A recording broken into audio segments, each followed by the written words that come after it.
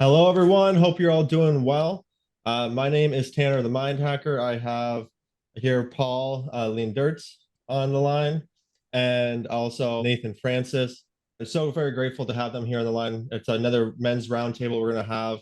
Paul Leendertse is a specialist in like helping people overcome their cancer, and he's really a pioneer. Actually, I had him on my podcast before. Had him on his podcast, so we're super grateful to have him come back on. Hopefully I pronounced your name correct, Paul. I know it's hopefully I did. But anyways, yeah, just super grateful to have you guys on, and always grateful to be speaking again with you, Nathan. So you guys want to introduce yourself a little bit? Paul? I give you a 9.5 out of 10 on pronouncing my last name. Nice. Okay. So That's good. It's pretty good. Yeah. It's Leendertse. Oh, So Leendertse. that was great. Perfect. Thanks for having me on again. And thanks for being so devoted and passionate about helping create more awareness in the world on how to be healthy, how to be happy. What I kind of love to talk about today is how to grow spiritually, because I think that's one of the things that humanity lacks more than anything else. Spiritual growth, what is it? But I would love to hear what you guys would like to chat about today. That's something that's coming to me as a topic, but you guys are in charge, so let me know. It's coming to me as well, Paul. So I think we should delve into that as well. Yeah, I got the definitely. exact same message you got, mate. Okay. I think we're all pretty in tune here, mate. I'm looking forward to this. Mm. Yeah, it's definitely a good Um, topic to talk about for sure. Because I know, like, for me, I was always like, focused a lot on the health, a lot on like the mental aspect, and my spirituality side was always lacking. I've been trying to focus more on that lately, and it's made a big difference. So I think that is a really powerful thing to talk about, and excited to mm. hear what you guys have to say about it.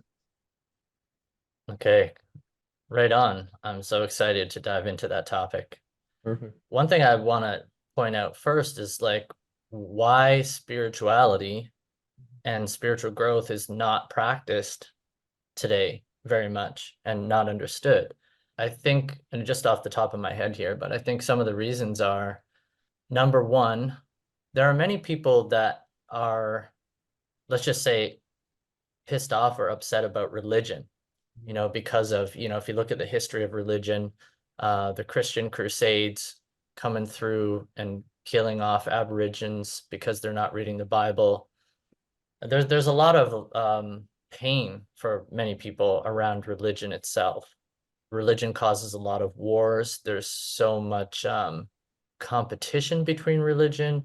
My religion's better than yours. My God is better than yours. I'm following the real God, you're not. So there's a lot of like controversy and stress around religion in many ways.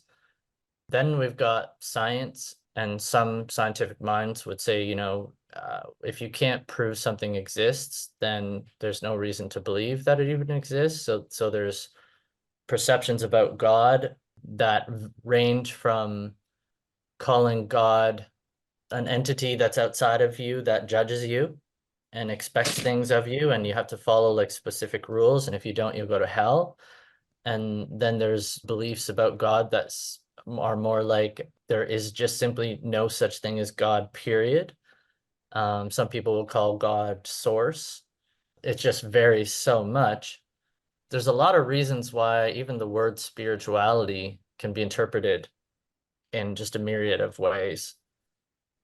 So what I want to do is define what I mean by spirituality, and it's what I've just come to understand. For me, what spirituality really is, and what spiritual growth is about, is understanding that we all have an ego and we all have a soul. And our soul is what we're born into this world with. We come into the world as an individual right away. We're already an individual. And many parents can relate to that if they've had multiple children, because they'll notice when they had their firstborn had certain personality traits right away.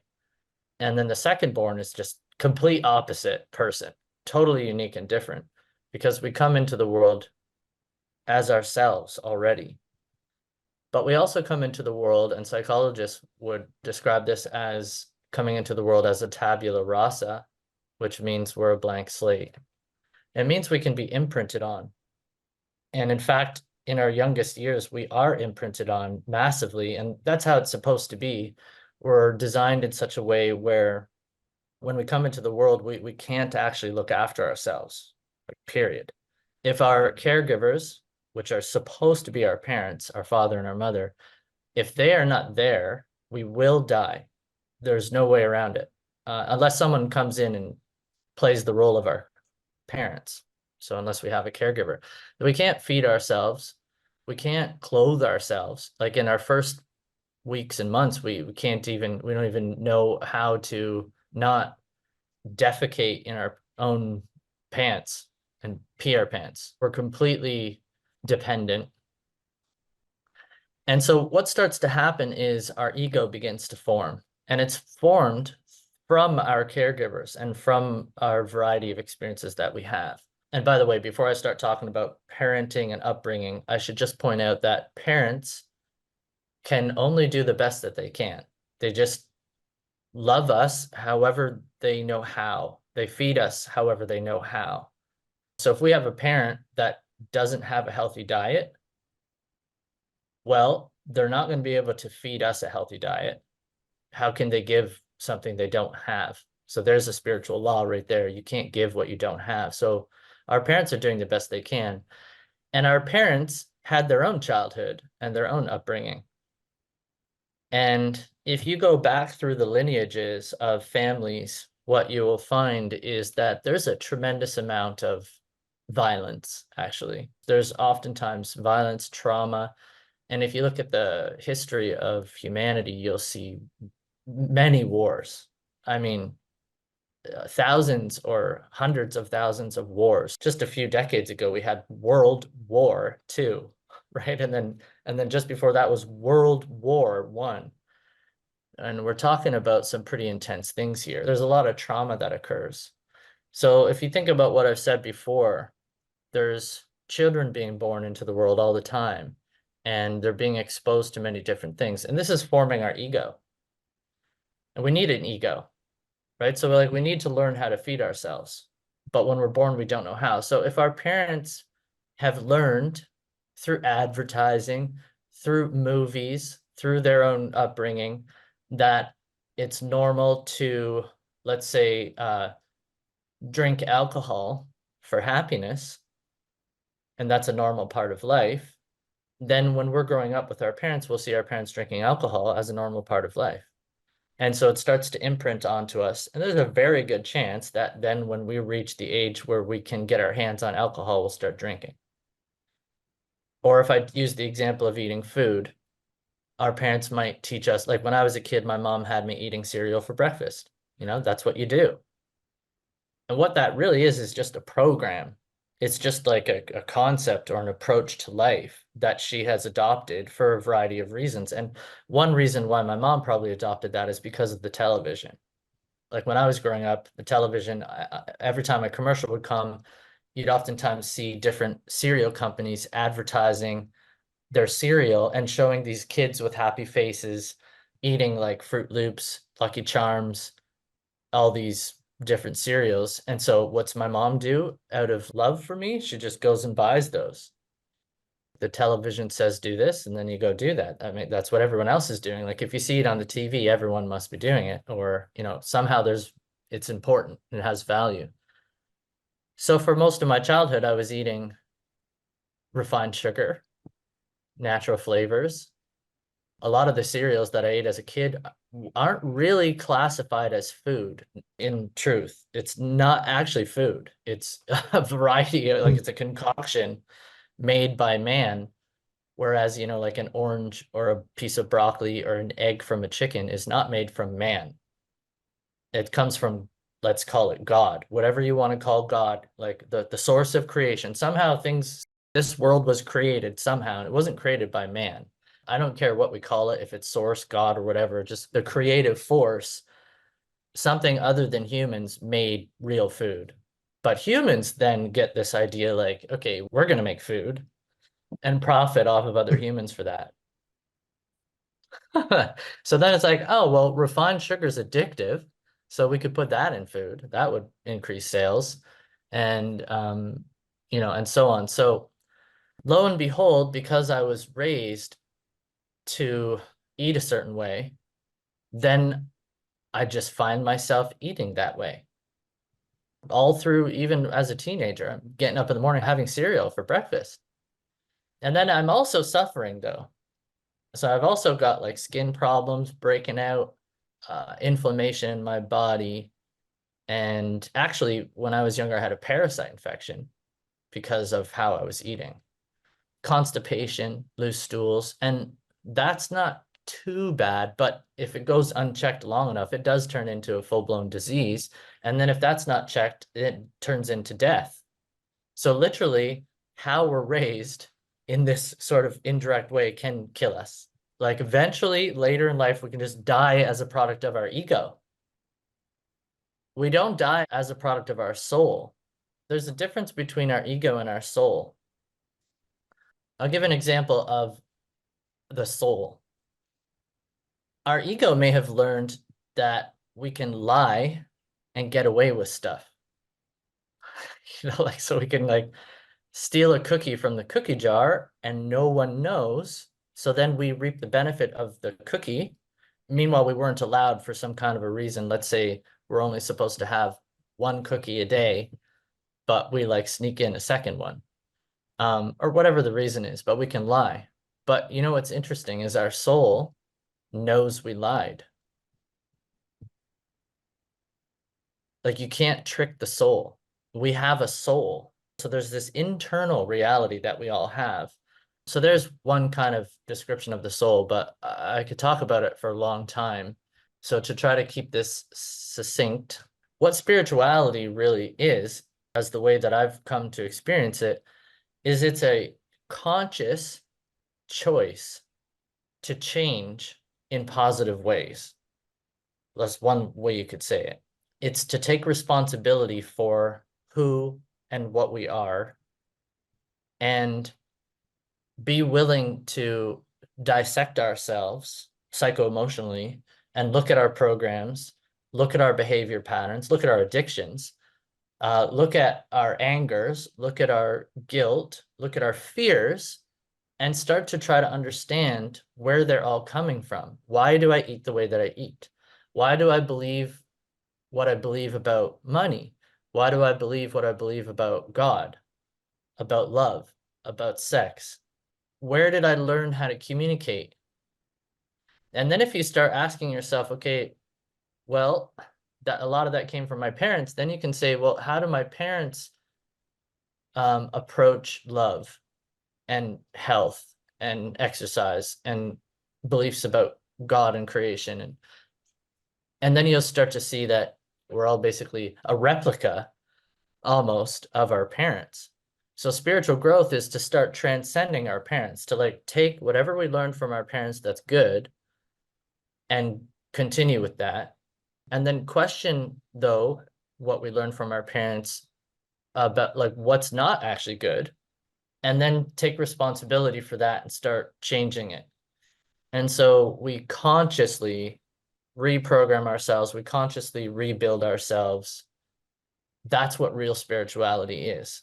But a lot of people think that spirituality is going to church on Sunday. So you don't have to change, really. You just have to go to church. And if you experience stress in your life, it doesn't really have much to do with you. It's just life happening to you. You know, if you experience symptoms in your body, it doesn't have much to do with you. It's just like bad luck, or it's at least you have like a doctor to go and try to get that fixed for you. But spirituality is realizing that you have an ego complex that has been shaped and formed from your childhood and from anything that's coming into you from the outside, from movies, the news, even friendships when you're young are all influencing factors. And our ego can change. We can break it down and alter it. So like today, I don't drink alcohol. When I was a teenager, I did. I don't eat cereal for breakfast. When I was a kid, I did. Today, I communicate differently than how I was communicated to by my mother as a child. Lots and lots of changes. And if you really want to be spiritual, you got to go all the way, like to really truly be spiritual. And what I mean by that is you take responsibility for your physical values, systems, and beliefs. Like food is a physical thing, but you take responsibility for how you use your mind, and you take responsibility for your emotional reality, and you take responsibility for your belief systems, your spiritual reality, your relationship with creation, your relationship with God, your relationship with yourself. How do you love yourself? Do you love yourself? And that's a big one, because in childhood, our parents can only give us what they had. So, for example, in childhood, if you made a mistake, this is common when I'm doing this deeper root cause work with people with cancer or with any kind of health challenge. A common thing that happens in most people's childhoods is if you make a mistake, you're beaten, you're punished. If you make a mistake, you're either physically or emotionally punished. So then literally, we can live our whole life trying not to make mistakes because we don't want to experience that pain again. Or if we do make a mistake, we can just carry guilt and shame, like we're punishing ourselves. But that's not even love. And there's a different way to approach mistakes, so we can alter our ego construct and start learning a difference. For example, it's impossible not to make a mistake, first of all. Like the very nature of being a human being is that we're imperfect. We're in a learning process. How can we possibly not make a mistake? Everybody has been late before, probably. Everyone's probably knocked something off a shelf and broke a thing. Like who is excluded from mistakes? Nobody. So why is punishing and harming a person for a mistake going to solve that? The mistake itself is oftentimes the lesson. If you're reckless and you knock something off a shelf and it breaks, that sucks. Now you broke your cell phone. So the thing that matters is that you learn. Imagine if you, like a lot of people break their cell phones today. I see cracked screens all the time. Imagine if you had a parent following you around, and if you dropped your cell phone, they smacked you across the face or grounded you for a week. That doesn't build different habits. It doesn't help you realize, okay, like, why did you break your cell phone? How did that happen? Were you rushing? What's the reason? And then the thing to do is to learn. Just learn, actually, from the mistakes. And that's the most important thing. But when people are punished, especially children, when they're punished, they don't actually learn, and then they just start to live in fear. And then, like I said, carry a guilt complex. So that's another part of spirituality, is to learn, continue to evolve all throughout life. But society likes to teach us that we don't need to change. Like you just go to school. When you're done school, now you're good. Other than learning some particular skills for like a job, like how to swing a hammer or how to type on a keyboard or something, you got to learn those skills, of course, to make money. But in terms of your spiritual evolution, your mental, emotional, and spiritual well-being and your health and the awareness around all that, we don't need to even look there. So that's the case today for the vast majority of humanity, is there's no real spirituality being practiced.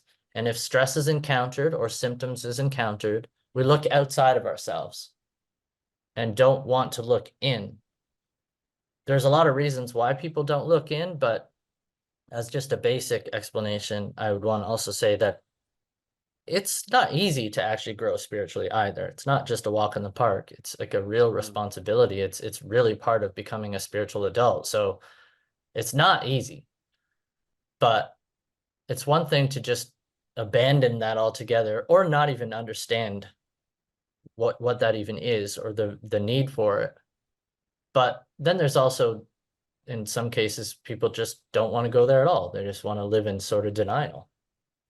Like there's nothing I need to change. The only reason problems have happened in my life is because this world sucks, or because some other person acted the way they did and did whatever. So like, there's nothing I can do. I don't have to change anything myself. And that's a product of childhood too, because when we're raised, our parents are never in the wrong. Whenever we have stress with our parents, they're never in the wrong. And if we ever have stress with our authorities that we're handed over to, like a teacher, they're never in the wrong. In fact, they're all teaching us what's right and what's wrong. Like they know, like they're perfect beings. And then bam, we go out into the world and start running into this reality where all this stress happens, symptoms appear in our body, and we don't know why. But like I said, we're also taught that if that happens to you, which it happens to pretty much everyone, you just go to a doctor and they'll fix you. So there's my kind of overview of spirituality. And the reason I want to focus on it so much is because I really believe it's one of the most important things for humanity to actually practice in order to make the world a better place, in order to make our lives a better place. And it's not practiced and it's not understood. The number of people that have come to me and done a session with me to see, if I could help them in that one session, what they're kind of trying to find out is like, what's the root cause of their cancer? And 90% of the time we figure that out in one session. 2, what do I have to do to change? Right? Like, what do I need to do to actually start practicing spirituality and learn what that is and go into this inner transformational journey to heal myself?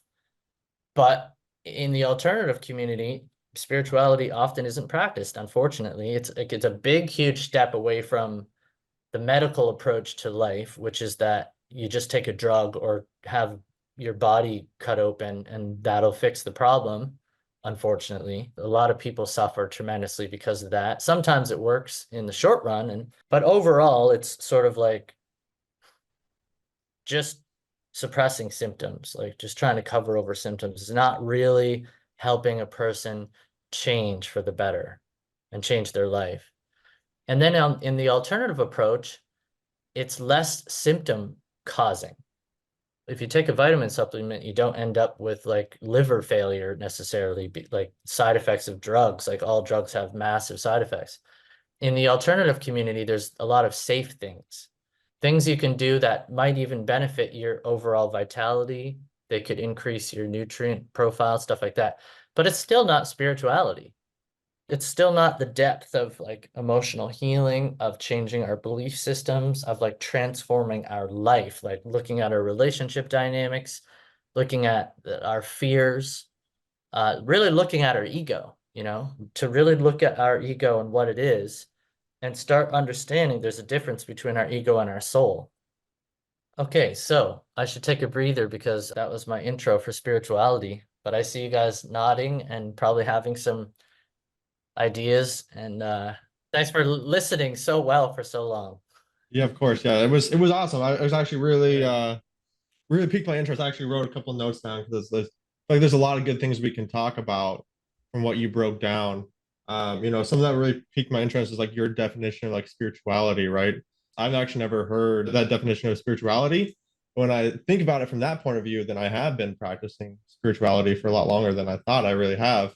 I thought spirituality is really more like thinking about it from a point of view like connecting with God or a higher source, or the fact that we're all connected on like a level, looking at something like outside yourself. But I've been working on my inner self for a long time, focusing on reprogramming my mind, focusing on like addressing those beliefs and like the traumas and the things that I had going on in my life for a while now. When I look at that way, I feel like I'm a lot more spiritual. Really piqued my interest. I've never heard someone explain it that way.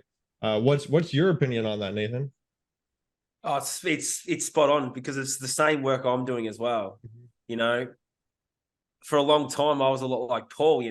I'd eat the shit food in the morning and then go to school and do something I didn't like, and I was in fear of making a mistake. And some of those things that you brought up, Paul, were currently what I was sitting in for the last probably 2 days. So thank you for sharing what you shared, because you helped me shift something within when I was listening to you. So thank you for sharing what you shared. Right on. Yeah. You're welcome. I share some of those things because they're so common. I mean, the system kind of like brings children through this step-by-step process that's basically the same for everybody. So there's a lot of common forms of damage that we suffer because of our upbringing. Our upbringing lacks love. It really lacks love in many, many ways. It took me years to figure out what love even is. to really even understand love. Is sex love? No, it's not, because you can have sex with someone and not actually love them. Is money love? No. Can you do loving things with money? Yes, but money itself is not love. If you beat someone at a game, is that love? No, that's power. Like, what the heck is love? Yeah, it's spirituality is like to just be devoted to awakening, to becoming aware of the truth. Like, so what is the truth? Sometimes when I say that, people get triggered. You can have your truth, I can have my truth, but that's not what I mean. Yeah, we all have our own individual truths. I call that truth with small t. But the truth is something that exists outside of you and me. So, for example, the truth is that we need to be hydrated to be alive. And the only way we can be hydrated is if we're consuming water. You can't hydrate yourself with something other than water. Again, it's kind of interesting because who created water? Well, not a human being. And water sustains our life and all life on the planet. But who created alcohol? Man. Who created pop with 10 teaspoons of refined sugar? Corporations. Coffee with caffeine in it that causes all kinds of problems. The longer you drink it, the problems start to emerge and get worse and worse. It's just all these billion-dollar industries that aren't based in love. So you could say that water has love built right into it because it actually serves you, supports you. So in many ways, we're taught from our upbringing to not love ourselves. We're taught to do that. Like, don't love yourself, not with those words, but just basically through our programming and through commercials and everything. So the reality is, if we have symptoms in our body, it's because we've not been loving ourselves. But it 100%. just turns into a crisis because it's like, well, shit, I was never taught how to love myself. So what do I do? And that's why a lot of times when people have cancer, they start to change. Cancer is a massive motivating force.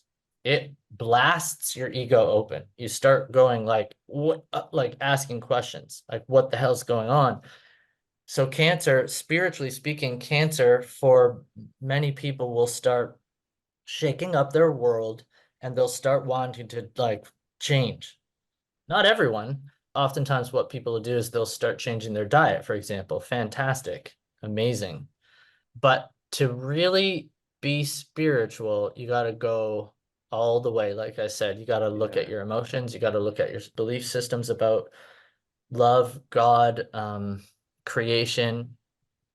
Why are you standing in the reality that you're in? Why do you have this tumor? Because just juicing, the number of clients that I've had that come to me and say, Paul, I've been juicing for the last year and my cancer's just been growing and growing, is just off the charts. Like, for me, it's so obvious to me because of the position that I'm in, like the number of people that I work with, that juicing is not the solution to cancer. And I just see it over and over again because juicing is just a physical thing. And the thing that damages us the most is our emotional and spiritual realities. So Yes. learning what spirituality is so important. Yeah, that is super important. And I want to touch on the part too about the kids and the programming, because I have my son Oliver. He's a year and 8 months, and that's something I always think about, like, how am I teaching him how to love himself? What examples am I, like, in which ways am I programming him? Something we always plan on doing, or that we always do, is like, if we are in the wrong, we do apologize to him. We say, I'm sorry, Nice. I shouldn't have acted like that. I'm sorry, Dad made a mistake, right? Something like that. You're right. I think a lot of people don't apologize to their kids. Maybe they don't think they understand it, or they don't want to take that time to do it. But it is super important. I've already thought about, like, he's not going to the school system. He's definitely going to be at home, unschooled, or really just child-led learning, right? Because I talked with you about it. I did my own research on unschooling, and it was just like a big mental epiphany. I kind of like had my feelings before, but after doing more and more research on it, just realizes how harmful it is to the individuals, how much negative programming there is there. I think it like drives people more away from spirituality, right? Like it teaches you, Yeah. you tell me the answer, and if I come up with my own answer, it's wrong. it doesn't foster that independent, like creative thinking, look inwards and find your own answers. It just, this is the way you do it. If you don't do it this way, you're wrong. If you want to learn this, not this, then you're wrong too. You have to do it this way, right? And it's just like, it definitely, when I look back on it, definitely killed a lot of my self-learning and my like spirituality. So I think that is just a really important topic. And that's actually what I was thinking we might talk about today as well, the school system and emotions. So I'm glad it actually, I mean, all kind of ties in together, right? Which makes sense. So, and then I know Nathan's also very passionate about that as well.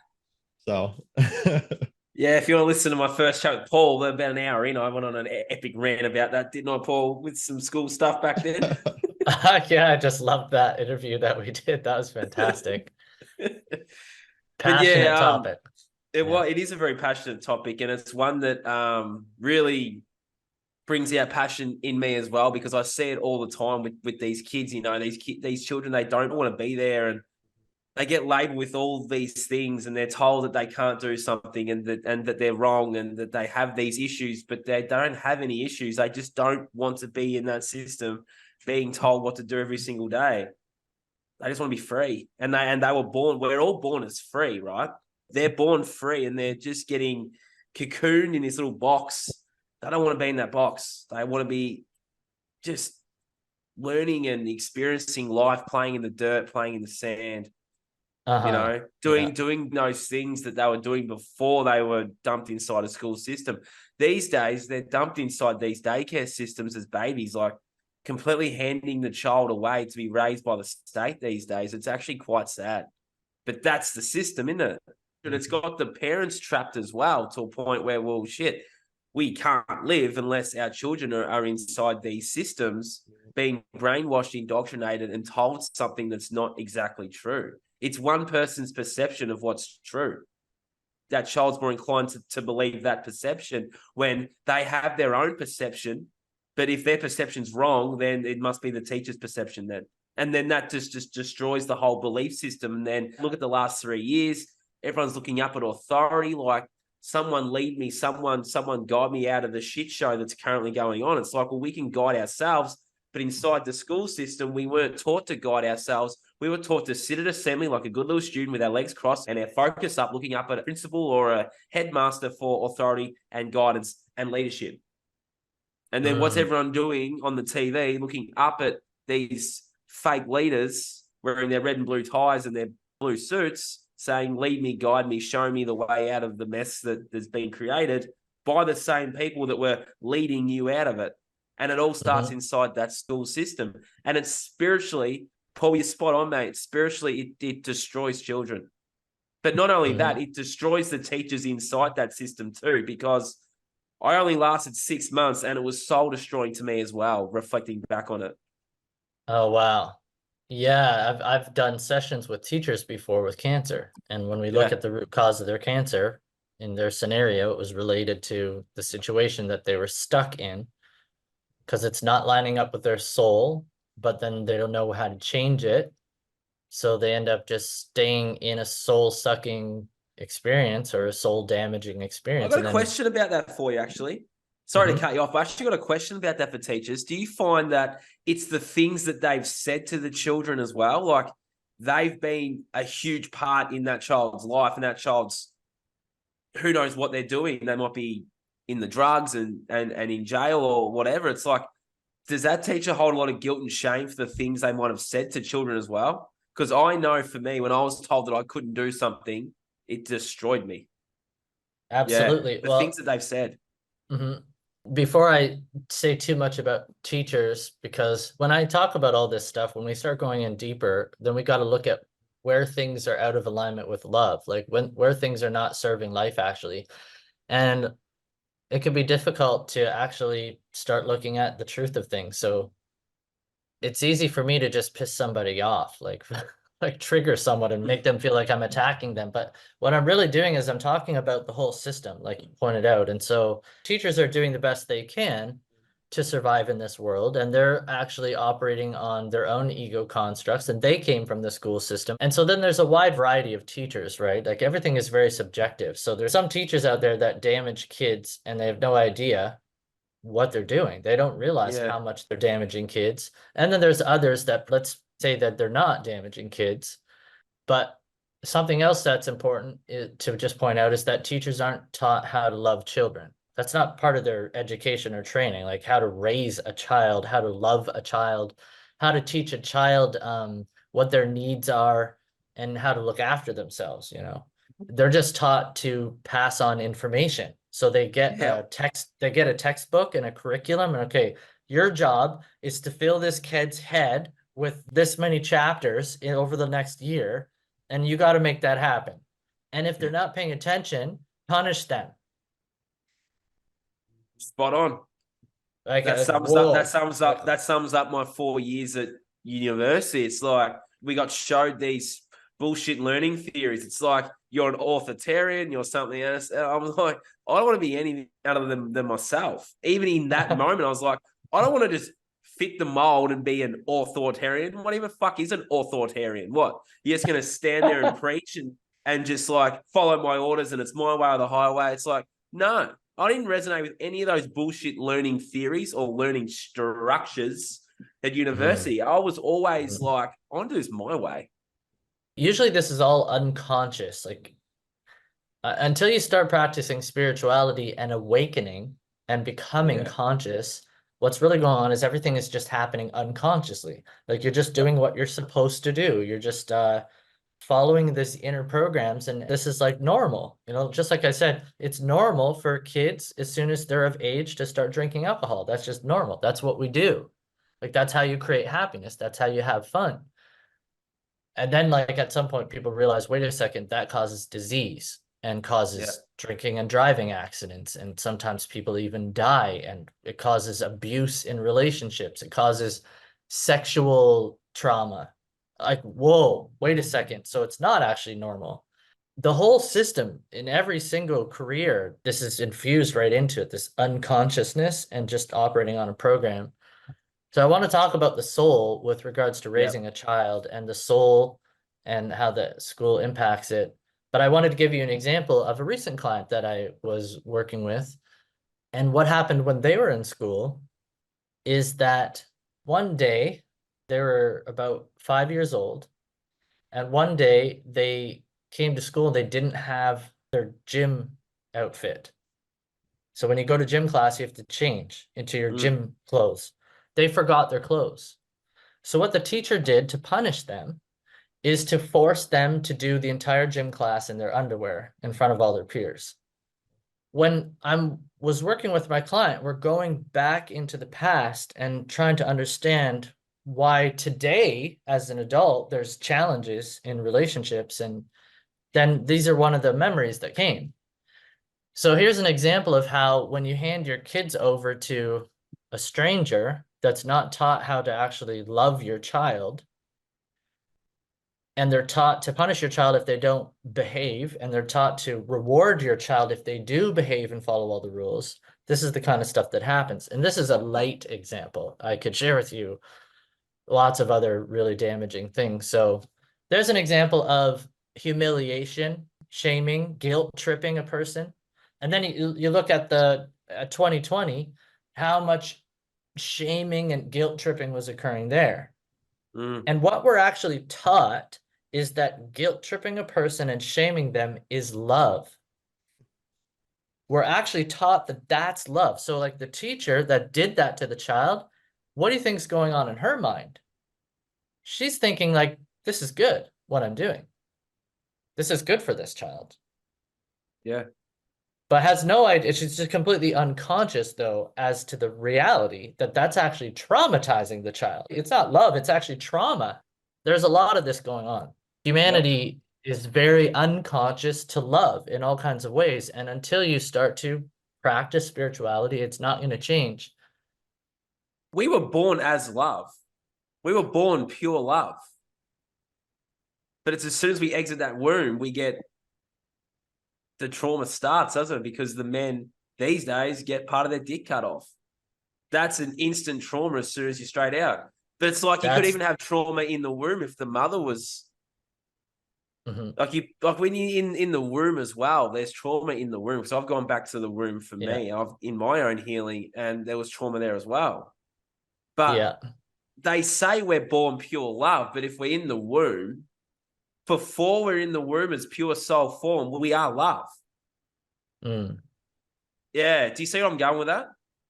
I see where you're going. There's Yeah. something I want to comment on about it. Go for it. Because there's something I've come to like sort of has been revealed to me like in all this work for all these years, getting into these deeper realms. I think it's more accurate to say that we are innocent Yes. when we're born. Because, for example, a child, like let's say we've got like a 3-year-old and they're playing with their crayons and no parents are around and they're just like, whoa, this is so cool. I love this.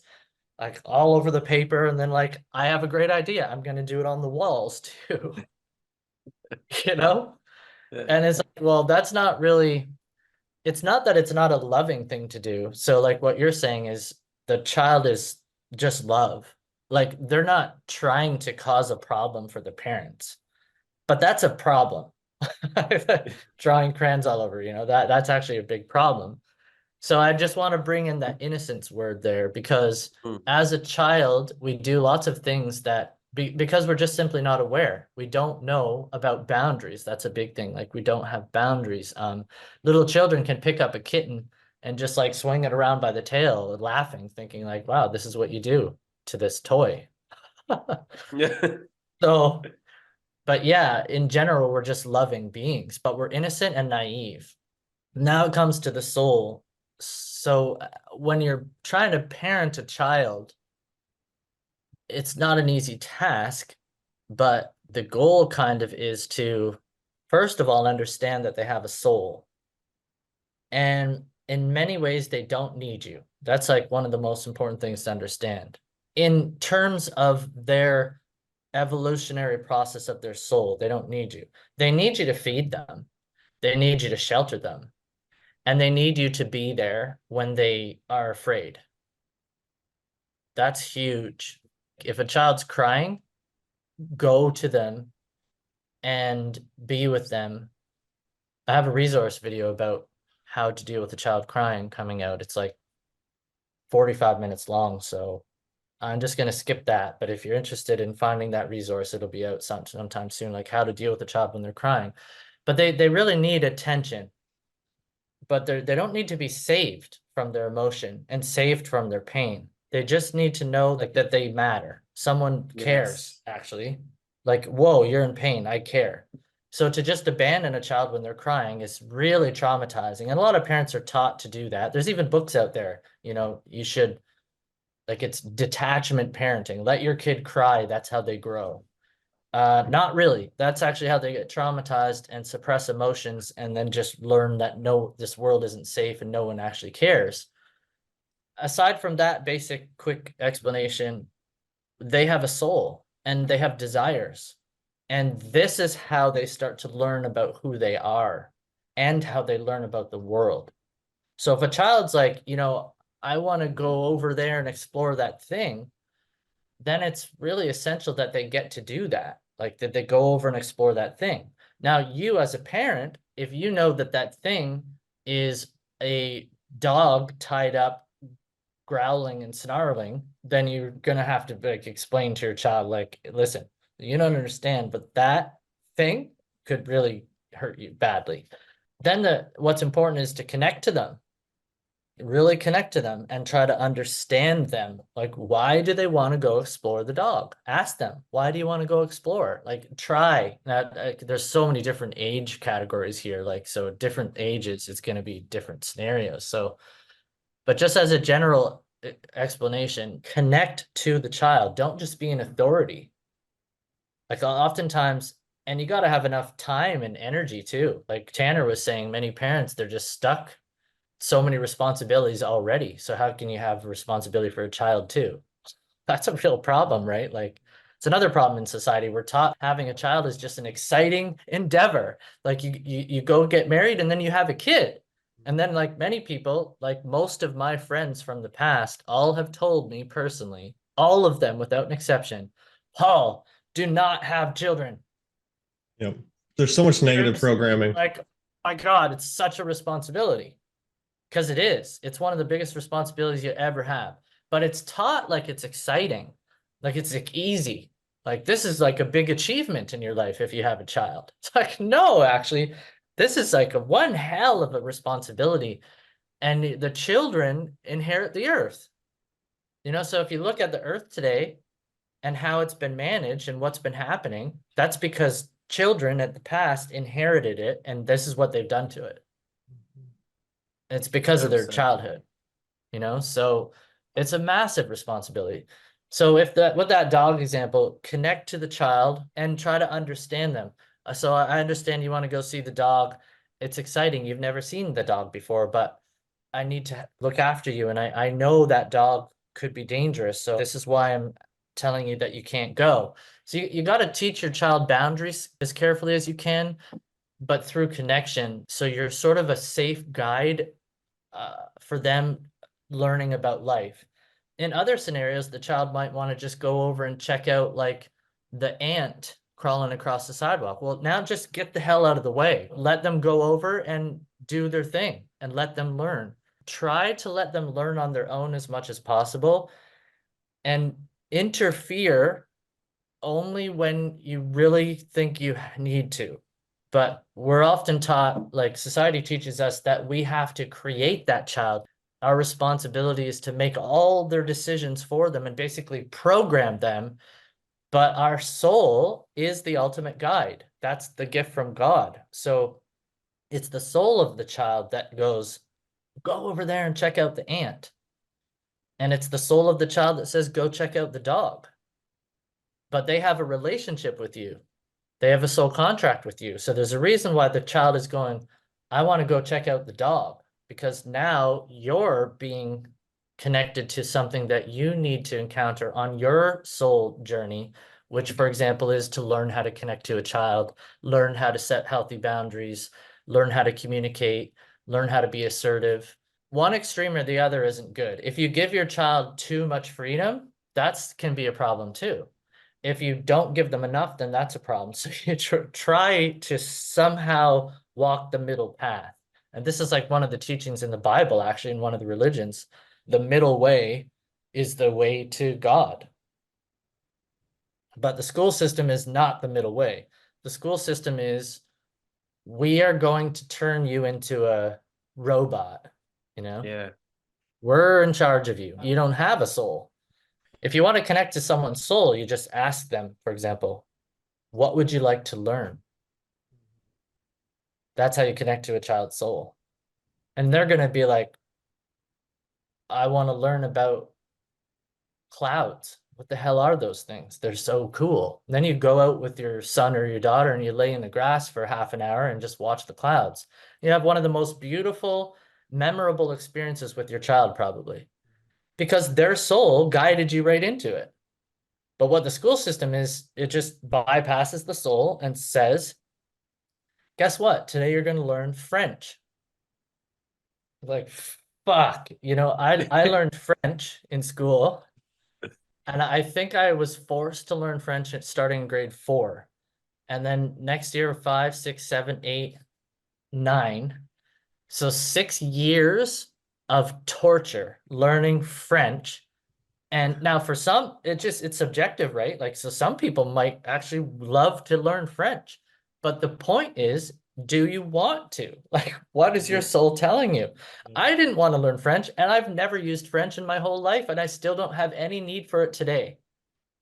There's no need for me to learn French, and there never has been. Now, if somehow I start getting clients that are French, or let's say, then I'll be like, oh, okay, then it's time for me to learn French. And guess what? I would learn that freaking language in like a couple of months because I want to then. It's actually meaning, and it's like, it's important to me for my journey. But why does everyone in Canada have to learn French? It's just politics and belief systems and egos. I've added up how much time of my life was wasted because of that. And like, just quick math here, I don't care how accurate it is. 6 years at an hour a day times, say, half the year, let's just say 100 days a year, 600 days times an hour each of those days. So 600 hours, like that's how much time of my life was taken by the school system, just taken from me. And what did I learn after all of that? Today I can say, je m'appelle Paul, and bonjour, and au revoir. From 600 hours. Yeah. 600 hours. Mm-hmm. And if I wanted to learn it, I guarantee you I could learn how to speak French, I don't know, in like 100 hours or something. Yep. Like Yeah. way faster than that, because I'd really be in it from my soul. Yeah. 100%. I really resonate with that because like Same. I found like in my own experience with like school, and I was always like, I felt like a pretty smart kid, but I just wasn't interested in the stuff they were teaching, right? Like, so like I wanted to really apply myself. And then when I got out of the school system and started to actually do research into like health stuff and the things I actually wanted to learn, I was actually like reading again. Like I used to maybe like enjoy some like passion reading and stuff like that, but the school system just cut it out of my life. And then when I started to get like interested in actually learning information, I'm now reading books again. That was something I like was just like destroyed. I did not like to read anymore because the school system forced me to read things I didn't want to read, right? And Wow. yeah, and like the unschooling, like whole like idea behind unschooling, the more I've looked into that, the more I realize just like how important it is to let the kids choose what they want to learn, right? There's no set time frame. Like, sure, this kid may learn the ABCs at this age. This kid may learn the ABCs when they're 5 or 6. This person may learn to read and write when they're 4. This person might learn to read and write when they're like 12, right? There's no Yep. right or wrong. It's just like based on where you're ready to do it. And then just like you were talking about, people will learn it fast when they're actually wanting to learn the information. Like it's much different than being forced to do something against your own will. I actually have a couple of different points on like when you were talking about the kids and like with like the dog situation, everything like that, because it's something I think about like with my son as well. You know, there's always like the phrase like when kids are upset, right? Parents are just like, you are okay. You are okay. How do you know they're okay, right? There's not a lot of the times these kids are not okay. That's why they're upset. That's why they're crying. And you saying you are okay is actually like taking that away from them, right? You're not allowed to feel that. You're okay. Just stop feeling that, right? Like just putting a band-aid Right. on it and kind of smothering it. So instead, you know, we say, are you feeling upset? Are you feeling this? We encourage him to feel it and to talk about it. I mean, he's only a year and 8 months, so you can't fully say some of these words, but he goes like, yeah. He's learning to actually express his emotions, right? So something else I thought about too is like when they're going like to like a dangerous situation or they're doing something that the parent might deem unsafe, a lot of parents say, be careful, be careful, be careful, right?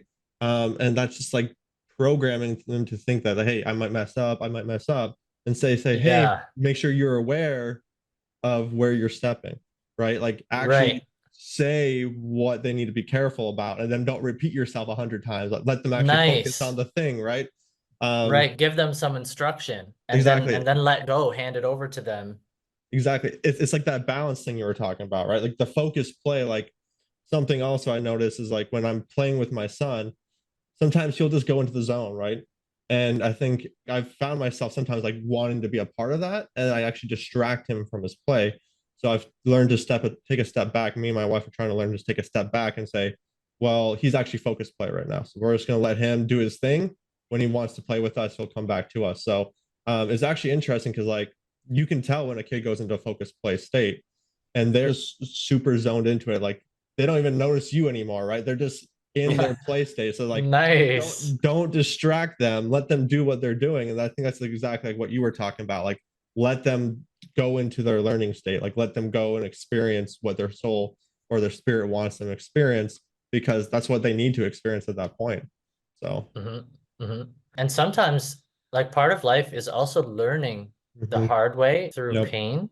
Oh yeah. But I don't know if somewhere along the line the belief systems got involved and it was like, okay, you need to create the pain in your child so that they learn. Like that's not, you Yeah. don't need to do that. Like the Mhm. child, if they make a poor decision, they're going to experience pain existentially already. Like, for example, if no one's around and they go and approach some dog that's tied up that they don't know, they could get bit by the dog. Mhm. So there's their pain. You don't need to now go and spank them or like emotionally harm them. Life creation is built in such a way when we go off course, when we're doing something that's anti-loving or anti-life supportive, creation itself tells us. It's just like if you drink too much alcohol, you find out because you smash your face on the ground because you passed out, or you throw up on yourself, or you lose control and abuse someone. You already suffered the pain. But humans try to play God. They try to come in and be like, oh, well, I'm going to double punish you and not talk about the real lessons. Yeah, I love everything you just said, Tanner. I love the word focused play. I've never heard that before. And not to interfere, like Yeah. let the kid be free. Mhm. I got to give credit to a lot to my wife because she does a lot of the research into that subject and shares with me. And so very grateful that I have a partner that's like also very spiritual as well, learning information and sharing that information with me because I definitely attribute her to being a better parent, a more conscious parent, right? Like that's super important, I think, just to be learning. And I'm also grateful that like we were actually able to intentionally become parents, right? Like we were like, okay, we're gonna have a kid, so we need to prepare ourselves. Like we did a lot of reading books and like trying to learn like how to be parents, like learning how to actually foster the growth in the kid and like not not do anything negative to them, right? I mean, Mm, you can never be fully prepared to be a parent, but I'm a big believer that a lot of our society, unfortunately, does not prepare themselves anyway mhm.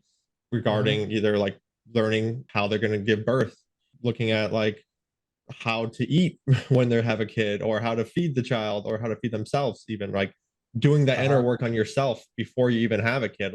Mm. So, Yeah. yeah, I Uh, am grateful I was able to go down that path for that. So, yeah, that's good to hear.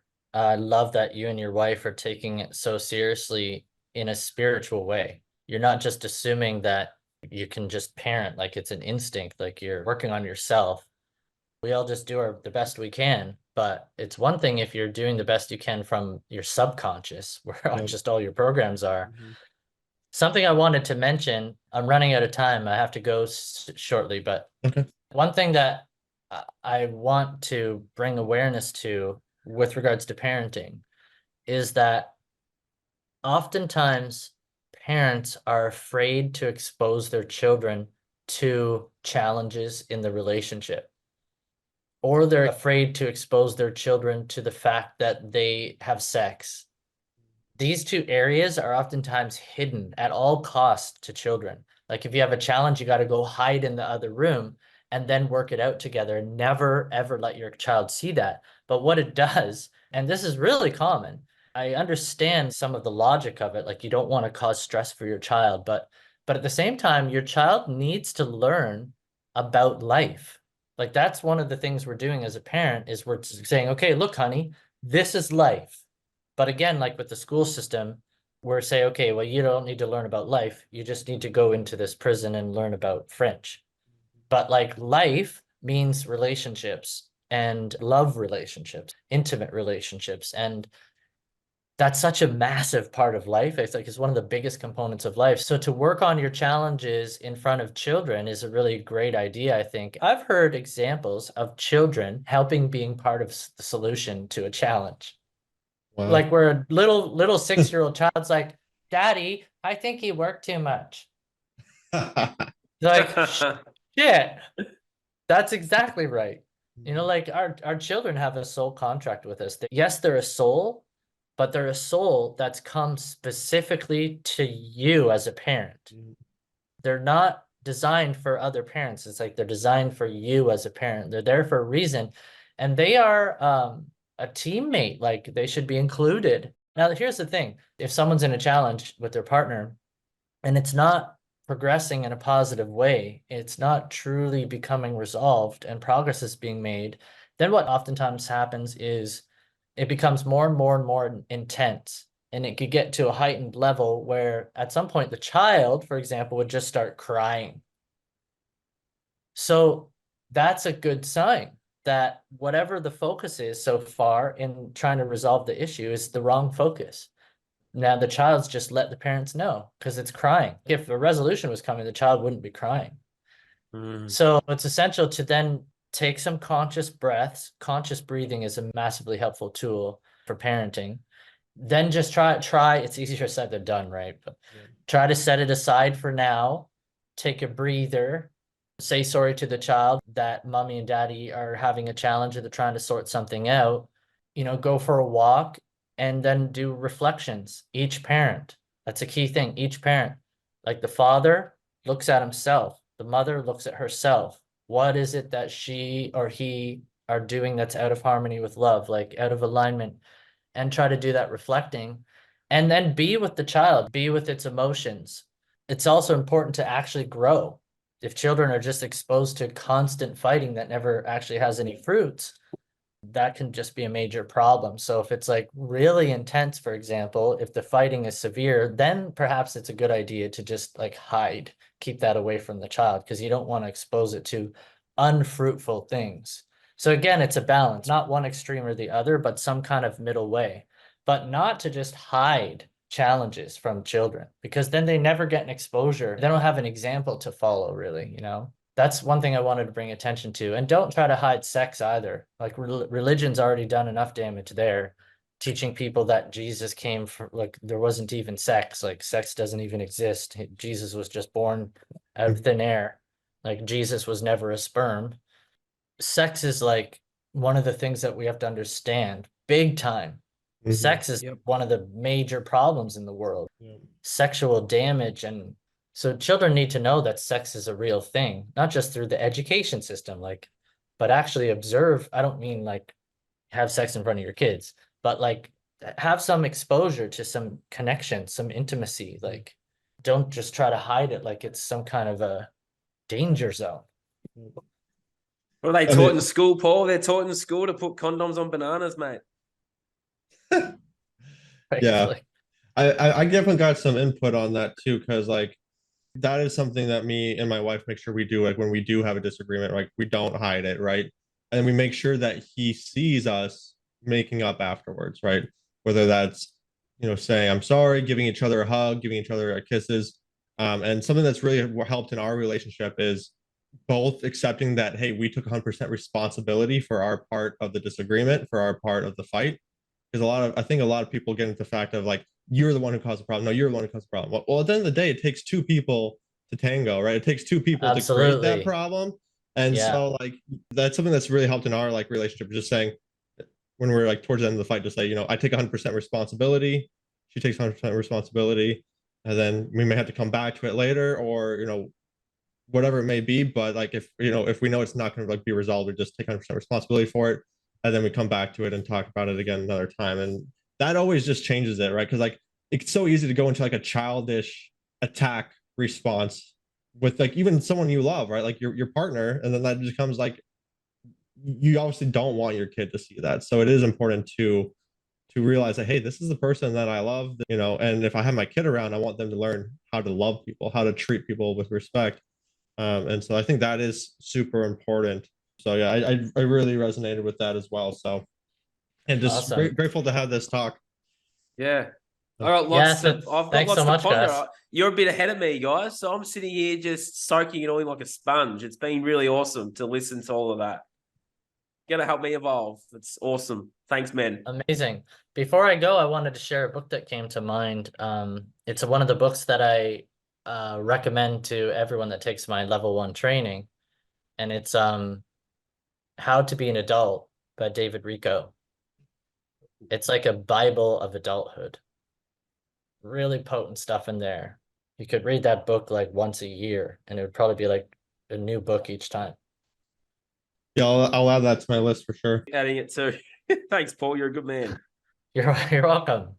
Maybe I can finish just by describing quickly my level 1 training. My level 1 training is about spirituality. It's I teach a real self emotional healing process, or a real self healing process. And it's both emotional and spiritual. And it's 15 steps. It's a tool for spirituality. Like, I've put this together over 13 years of working on the root cause of cancer with people. This tool is essential for growing through challenges, because we're not taught how to grow through challenges. We're just taught a power struggle because of school. Like, you get in a challenge with someone, it's like, who's going to be the winner and who's going to be the loser. But spiritual growth is a very different thing. So that's what I teach in my level 1 training. And then with my level 1 training, I teach the root cause of cancer, how it forms and why, what's really going on in the body, and the root cause of cancer specifically in each part of the body. So an in-depth explanation of breast cancer, liver cancer, colon cancer, and how this all ties into stress and spirituality. I think it's a really important course for lots of reasons, obviously. My level 2 training, that is if you want to be more focused on working with people to heal. So level 1 is more about prevention. That's the heavier focus. But some of my students that had cancer reversed their cancer just from that training, because that 15-step tool is really potent. But not everyone. Like, so level 2, then we go deeper to heal childhood trauma, for example. So I just wanted to share that and invite anyone that's interested to join this training, because I'm very passionate about it and there's a lot of value in there. Yeah, definitely check out his website, and we'll put his contact information in the descriptions below. So definitely make sure you guys check out Paul. And he has a book coming out here soon as well, right? Yeah, but I'm always so inaccurate with the dates. I'm like, yeah, it'll just be 2 months, and then like 6 months later, it's still not here. So, but it is supposed to be. It is very close. What does that mean? You can't rush. Yeah, it's coming. Yeah, I mean, coming. You can't rush something good. So, I mean, just take the time that you need for it. But he also has another book out, What's in a Tear. It's a great book as well. So it's called The Root Cause of Cancer. And What's in a Tear is the overall title of the series. But yeah, The Root Cause of Cancer. Awesome. Beautiful. Great. Thanks for the chat, man. Good to see you guys. Thank you so much. Yeah, it was great seeing you. You too, Thanks man. for putting this on.